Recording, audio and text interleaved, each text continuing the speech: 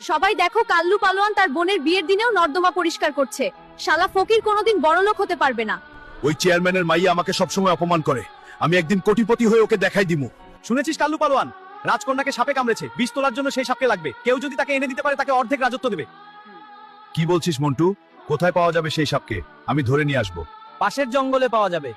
এই জঙ্গলের কথাই তো বললো, কিন্তু কোথাও তো কোনো সাপ দেখছি না। এদিকে অর্ধেক রাজত্ব তো আমার লাগবেই।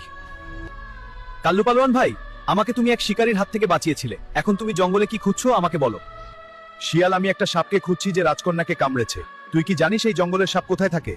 সাপেদের গুহায় আমি তোমাকে নিয়ে যাচ্ছি, আমার সাথে চলো। এই হল সাপেদের গুহা, এর ভেতরের সাপের রাজা থাকে, কিন্তু ওরা অনেক ভয়ঙ্কর। তুমি কি পারবে সেখান থেকে সেই সাপকে নিয়ে যেতে? আমাকে যে পারতেই হবে বন্ধু শিয়াল। তোমাকে অনেক ধন্যবাদ, তুমি এখানে থাকো, আমি এখন গুহার ভিতরে যাব।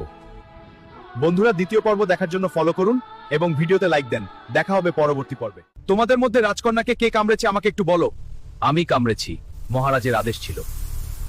সর্পরাজ মশাই, দয়া করে কালনাগিনীকে একটু আমার সাথে পাঠান। রাজকন্যার বিষ তুলে নিয়ে তাকে বাঁচাতে হবে। না, এটা অসম্ভব। ওই রাজা শিকারে এসে আমার কন্যাকে গুলি করে হত্যা করেছে, এজন্য আমি তার প্রতিশোধ নিয়েছি। আমি যেভাবে হোক কালনাগিনীকে এখান থেকে নিয়ে যাব। সৈনিকরা, এই মানব সন্তানকে সবাই মিলে ছিঁড়ে খাও।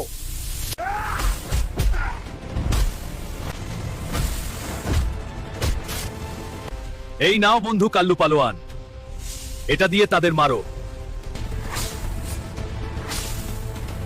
সরফরাজ, তোর সব চেলা চামুন্ডা শেষ, এবার তোর পালা। কাল্লু ভাই, আমাকে ক্ষমা করে দাও, তুমি কালনাগিনকে নিয়ে যাও।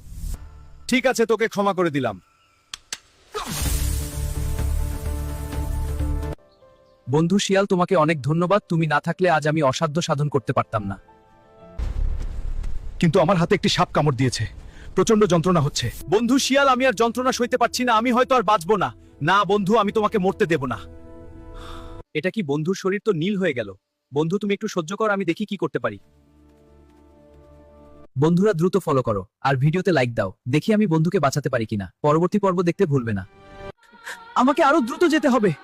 জঙ্গলের ভিতর একজন সাধু বাবা আছে, সে সব সময় ধ্যান করে, তার কাছে দ্রুত পৌঁছাতে হবে। এই তো প্রায় চলে এসেছি। সাধু বাবা, আপনার ধ্যান ভঙ্গ করার জন্য আমি দুঃখিত। আমার বন্ধুর বড় বিপদ, তাকে বাঁচাতে হলে আপনার সাহায্য লাগবে। কোথায় আছে সে? অনেক দূরে জঙ্গলে আছে। ঠিক আছে, শান্ত হো, এত দূরে তো হেঁটে যাওয়া যায় না। আমার পঙ্খিরাজকে ডাকছি। পঙ্খিরাজ, শিয়াল সঠিক জায়গায় গিয়ে বলবে, সেখানে আমরা নামবো। আচ্ছা ঠিক আছে বাবা। শিয়াল, তোমার বন্ধুর নাম কি? ওর নাম কাল্লু পালোয়ান, সে খুব সরল মানুষ। সে একবার আমার জীবন বাঁচিয়েছিল। আচ্ছা ঠিক আছে, চলো দেখি। সাধু বাবা, আমরা চলে এসেছি, এখানে নামুন। পঙ্খিরাজ, এখানে নামো।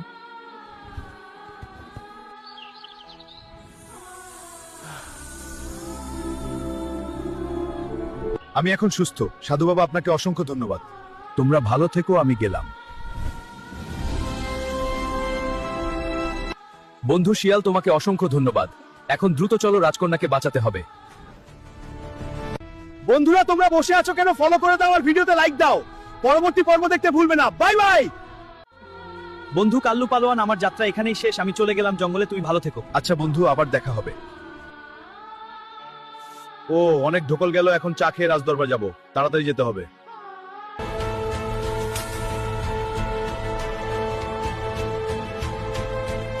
রাজামশাই, আমি এসেছি কালনাগিনকে ধরে নিয়ে। এখন সে রাজকন্যার বিষ তুলে নেবে।